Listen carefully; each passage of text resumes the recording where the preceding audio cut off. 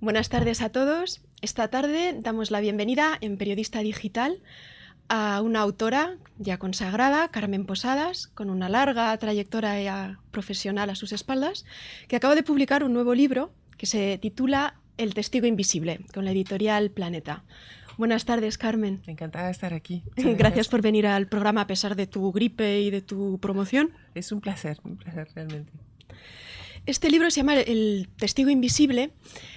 Es una novela histórica. ¿Es esta tu primera novela histórica o has hecho otras antes? No, esta sería la tercera. Bueno, en realidad las otras dos son biografías. Una es una biografía de la Belle Otero, que es una especie de demi-mondaine española que tuvo mucho éxito en París en la Belle Époque. La segunda es La cinta roja, que es la vida de Teresa Cabarrús, una española que intervino en la Revolución Francesa. Y que es sobre la vida y la muerte de la familia imperial rusa. ¿Por qué te interesó este periodo histórico particularmente? Bueno, yo me casé en Rusia, me casé en las colinas de Lenin en el año 72. Como decía una señora que trabajaba en casa, en las tinieblas, quiere decir en la época dura de Brezhnev, etc. Y mi familia vivió ahí 4 años, mis hermanos fueron al colegio y todo. Entonces, en casa siempre se ha hablado de Rusia, de la historia de la revolución bolchevique. Entonces, es un tema que era muy recurrente en mi casa y me interesó hablar de este periodo histórico, pero contar la verdad, porque es que ha habido ya tantas falsas Anastasias y tantos Zarevich resucitados y cosas por el estilo, que a mí siempre me ha sorprendido, porque no hace falta inventar nada, la historia real es todavía más apasionante. ¿Y te basaste en esta historia en documentos nuevos, en fuentes que precedentes autores no hayan utilizado? Sí, primero lo que me costó es encontrar el punto de vista, desde el punto de vista de quién lo iba a narrar. Descubrí que cuando mataron a los zares, solamente una persona salió viva de esa casa y es un pinche de cocina que la misma mañana en que los iban a fusilar, el verdugo le dijo a este niño que se fuera. Se ve que le dio pena porque tenía 15 años y le dijo que se fuera. Entonces él estuvo con la familia imperial hasta muy pocas horas antes de su muerte. Antes de eso ya había trabajado en los palacios de Alexander en San Petersburgo y bueno, era como el testigo invisible de todo lo que había ocurrido. Ese personaje aparentemente escribió unas memorias que han desaparecido. Hubiera sido muy interesante saber qué es lo que decía exactamente. Y después no se sabe si murió en las purgas de Stalin o si se fue a Sudamérica. Yo tomo esta segunda versión y lo hago contar al final de sus días toda la historia, recordando cómo fue su vida con la familia imperial. Precisamente me parece que el punto de vista es probablemente lo más original de la novela, porque como tú bien dices, es un testigo invisible, es un criado, y eso te permite recrear un punto de vista que ha sido tratado muy pocas veces, creo yo, por la literatura, además con muchísimas jerarquías entre la servidumbre. Me pareció interesantísimo las jerarquías precisamente que estableces entre lo que son sirvientes, lo que son criados, los criados con o sin sangre. ¿Podrías explicarnos un poco más? Sí, yo fíjate que cuando empecé a leer, a escribir este libro tampoco sabía que existían esas jerarquías. Yo siempre pensé que criado y sirviente eran palabras sinónimas y sin embargo no son. Criado ahora se ha desvirtuado un poco y es una palabra un poco peyorativa, pero en origen es una palabra incluso cariñosa porque servía para nombrar a los sirvientes que nacían en las casas, eran criados en las casas, ¿no? Así que crecían junto a los hijos de los señores, con los cuales entablaban una relación muy, muy cercana. Entre los criados había los con sangre, como tú dices, y los sin sangre. Los con sangre son los que son hijos de los señores, o sea, hijos bastardos, pero hijos al fin y al cabo. Nunca reconocidos. No, no, claro, por supuesto que no. Pero sin embargo, ellos se sentían parte de la familia.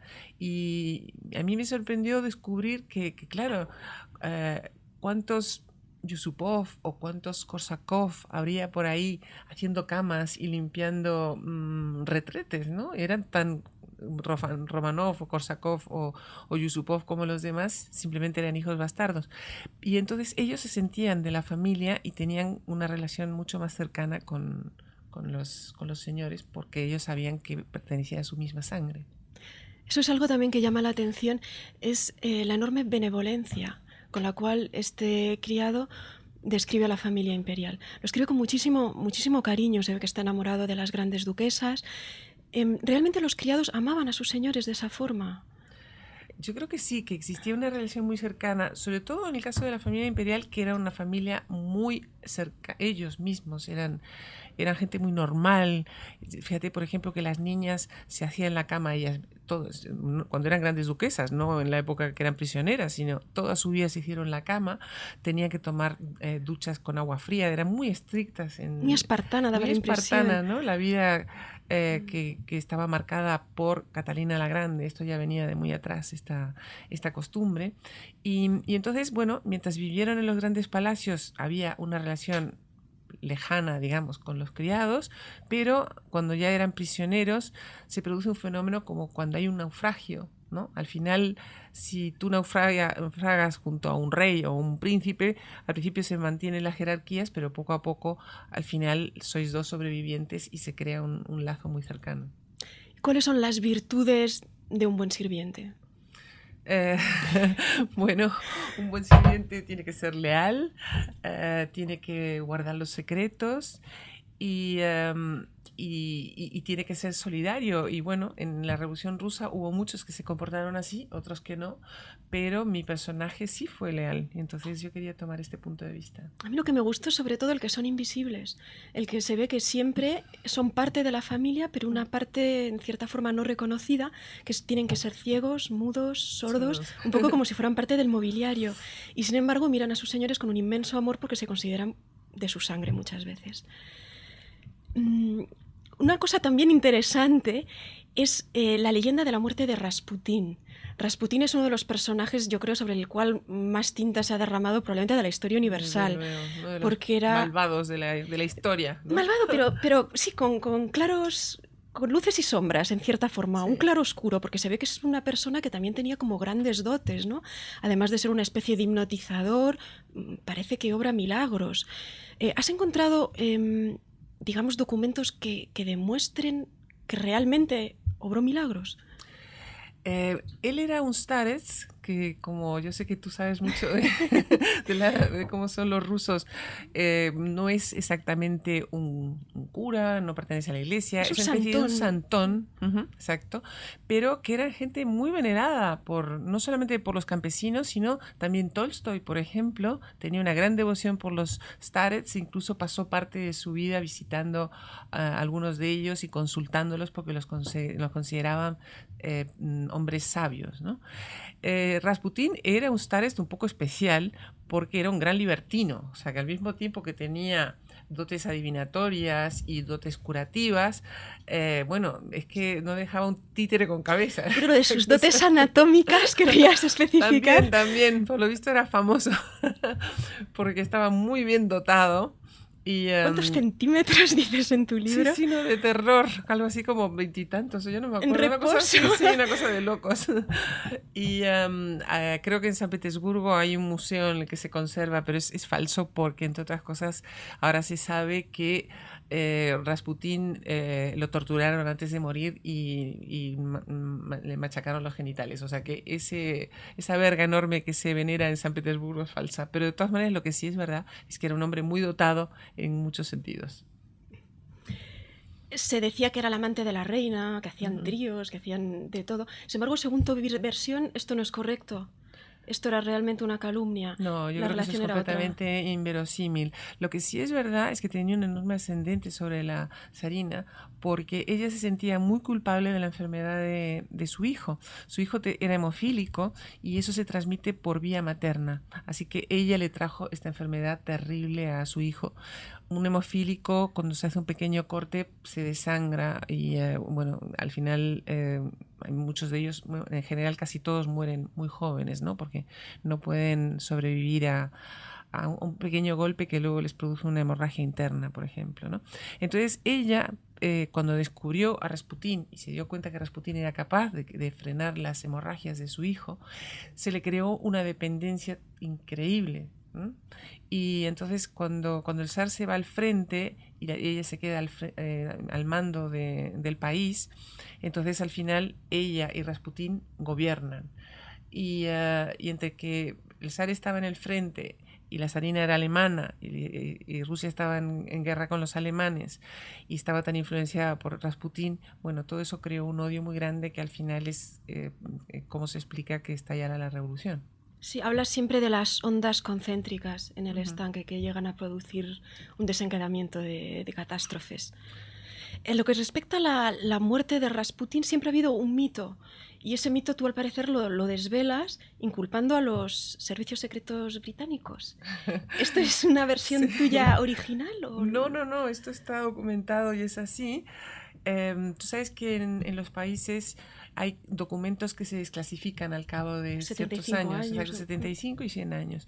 Se desclasificaron no hace mucho los papeles sobre lo sucedido en la guerra del 14. Los servicios secretos británicos se crean exactamente en esa época porque Inglaterra tiene noticias de que el Kaiser está buscando una buena excusa para desencadenar una guerra, como en efecto pasó, ¿no? Bastó que mataran a un archiduque en Sarajevo para que al final se desencadenara esta terrible guerra mundial.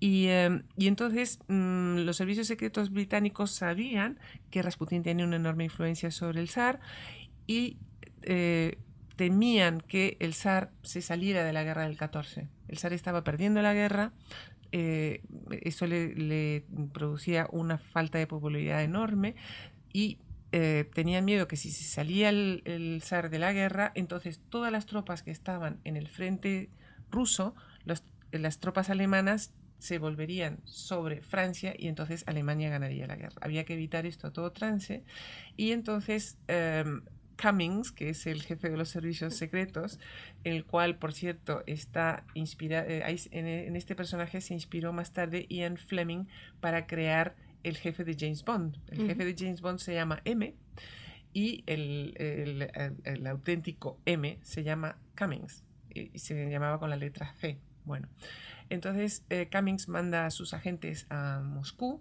y uno de los agentes que manda se llama Oscar Reiner, era amigo de Yusupov, que habían estado juntos en San Petersburgo, y entonces instiga este golpe contra Rasputín, que estaba organizado por el príncipe Yusupov y por el príncipe Dmitri. Todos estos eran unos diletantes y unos playboys que desde luego no sabían nada de armas. De hecho, Yusupov nunca había manejado un arma. Y sin embargo se meten a matar a Rasputín.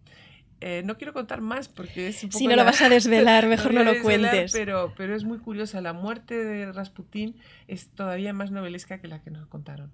Sí, es impresionante, pero me voy a callar. Me pareció muy interesante también la psicología que haces el análisis psicológico de los miembros de la familia real. Es muy benévolo también. Me pareció que el rey da la impresión de que es una persona muy cercana, muy buen padre, muy inocente, un poco tontorrón. La duquesa la pones muy bien. O sea, disculpas realmente todos sus fallos porque era atrozmente odiada por el pueblo. Y tú la ves como una gran madre, una gran esposa, sin embargo que era tímida y cometió errores. Sí, yo eso me sorprendió mucho porque yo también soy muy tímida y puedo comprender lo que le pasó. Ella era extremadamente tímida y la gente confundía eso con soberbia, porque nadie puede comprender. Le pasa mucho a los tímidos. Sí, le pasa mucho a los tímidos y sobre todo si eres zarina, nadie puede comprender que no quieres hablar con una persona porque te dan vergüenza. Pensarán que eres porque una antipática, una soberbia, una borde, cualquier cosa menos tímida, ¿no? Entonces ella se fue encerrando cada vez más en su familia y en sus dos amigos, que eran por un lado Rasputín y por otro lado Ana Virbova, y la corte la odiaba. Y después, a partir de ahí, la empezó a odiar Rusia entera. Entonces, yo no quería que en este libro hubiera buenos y malos. Yo quería presentar a los personajes con sus claroscuros, con sus lados positivos y sus lados negativos, para que fuera el lector el que realmente sacara sus conclusiones. Bueno, las que realmente aparecen siempre muy luminosas, muy bien, muy en la luz, son las niñas. Este universo Otma resulta impresionantemente simpático, son todas encantadoras. Y se ve además que el protagonista está platónicamente enamorado primero de una, luego de otra de ellas, y que sus historias, en cierta forma, a pesar de muchos años de distancia entre una y otra, terminan convergiendo. Las ¿las princesitas eran realmente así? Independientemente de ser muy, muy bellas, que eso se ve por las fotografías, ¿tenían realmente ese carácter tan cercano, tan espontáneo y simpático que describes? Sí, porque su madre siempre quiso que no tuvieran privilegios, por eso te digo que tenía que hacer la cama, duchaban con agua fría y todo lo demás. Y siempre les había dicho que tenían que ser amables con todo el mundo, dar las gracias, o sea, estaban educadas de una forma para nada de princesa, sino hay que ser un buen ser humano. Eso sí que se lo daremos a Alejandra como en su haber, digamos, ¿no?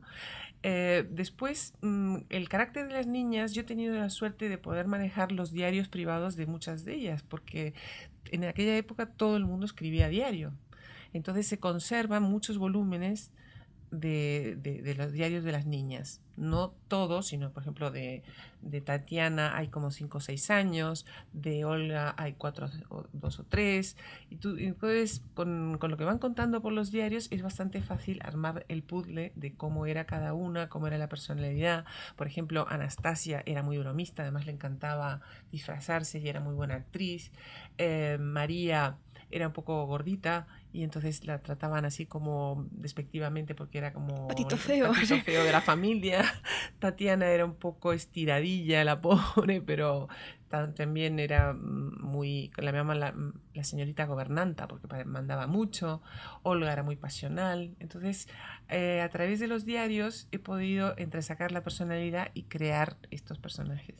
La más rusa, o sea, la que más responde a la idea que nos hacemos en Occidente del alma rusa, ¿sería Olga o sería Tatiana? Sí, Olga era muy pasional y la pobre tenía muy mala suerte con los amores porque primero se enamoró de uno de los oficiales del yate imperial y él se casó con otra. Entonces ella, pobre, encima tuvo que ser testigo de la boda de su exnovio y firmar, imagínate el mal trago.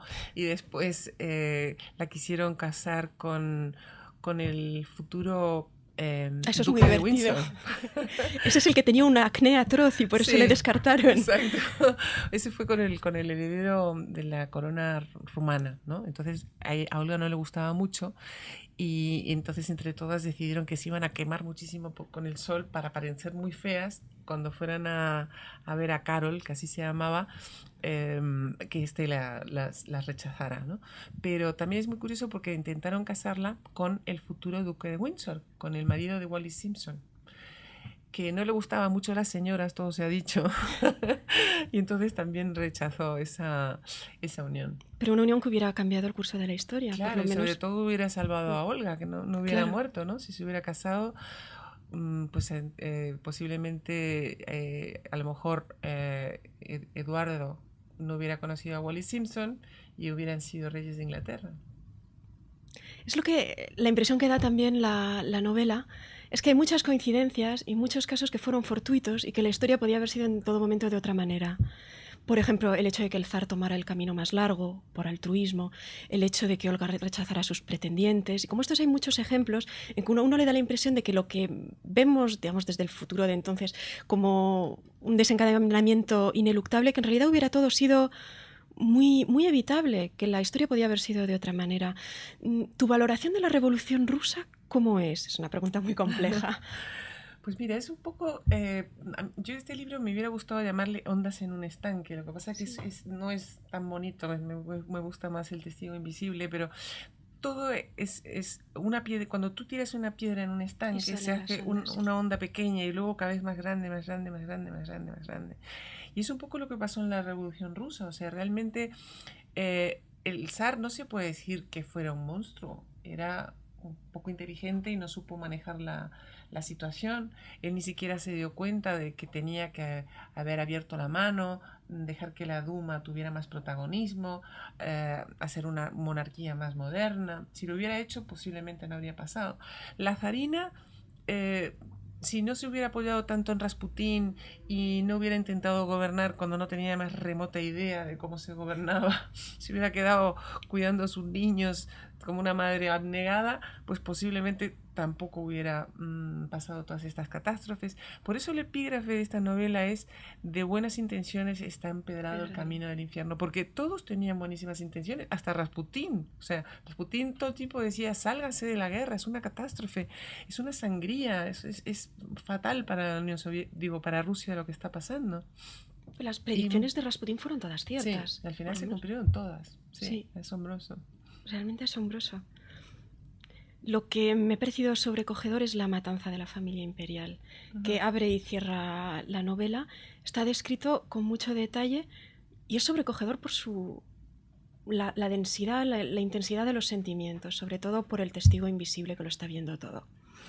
Me alegro que me lo digas, porque claro, yo quería que fuera un testimonio muy... Es conmovedor. Sí, sí. Y lo redime su belleza, porque podía haber sido atroz. Sí. A mí me sobrecogió el leer el testimonio del verdugo. Jurovsky, así se llamaba, el jefe de la Checa, escribió 2 versiones de cómo mató a la familia imperial. Una la hizo casi enseguida, en el año 22. Estos hechos tienen lugar en el 18 y lo escribió en el año 22. Y luego, al cabo de 6 o 7 años, volvió a escribir otra segunda versión. No es que sean distintas, sino que una empieza un poco más atrás, habla de su vida, habla de quién era él, y después la segunda habla cuando él recién llega y conoce a la familia imperial. Y entonces ese testimonio es muy sobrecogedor, porque está narrado de una forma muy burocrática y cuenta paso a paso pues cómo iba preparando las pistolas, cómo le decía a cada uno: tú tienes que disparar a fulana, tú tienes que disparar a mengana, unos que se negaron a participar, luego cómo disparaba contra las niñas y no conseguía matarlas. Aquello era terrible, porque claro, las niñas no entendían por qué no las mataban, las tuvieron que rematar a la bayoneta, y era porque se habían cosido todos los corsés y la ropa interior con piedras preciosas, ¿no? Y eso hizo como de chaleco antibalas, y lamentablemente al final creó una muerte terrible, porque las tuvieron que rematar a la bayoneta. Una agonía muy lenta. ¿Pero por qué los mitos de la falsa Anastasia, la falsa Olga, Tatiana, el falso Tsarevich? ¿Por qué, si estaba clarísimo que habían muerto todos? Pues porque la gente siempre quiere creer en los cuentos de hadas, ¿no? Y entonces en aquella época era como una paranoia de: no, se escapó Olga, no, es Anastasia, que la han encontrado en un manicomio en Berlín, y incluso había cantidad de Zarevich que habían aparecido por ahí. Imagínate, un niño que tenía hemofilia, ¿cómo va a sobrevivir a un fusilamiento? Es completamente ridículo. Totalmente, ¿no? Imposible. En el año 90 y tantos se descubrieron los cadáveres en una fosa en Ekaterimburgo, y entonces ya no hay duda posible de que eran ellos. Pero hasta ese momento, bueno, las leyendas han sido miles y miles y miles. Muchas gracias, Carmen. ¿Querrías añadir algo más? ¿Alguna intención? Pues nada, que espero que este libro pueda gustar a gente muy distinta, a gente que le guste la novela histórica, a gente a la que le gusten las historias de amor, y a gente a la que le gusten las grandes paradojas de cómo, cuando uno quiere hacer las cosas bien, muchas veces te das cuenta de que el destino al final decide por ti. Muy bien. Muchísimas gracias, Carmen, por estar aquí con nosotros.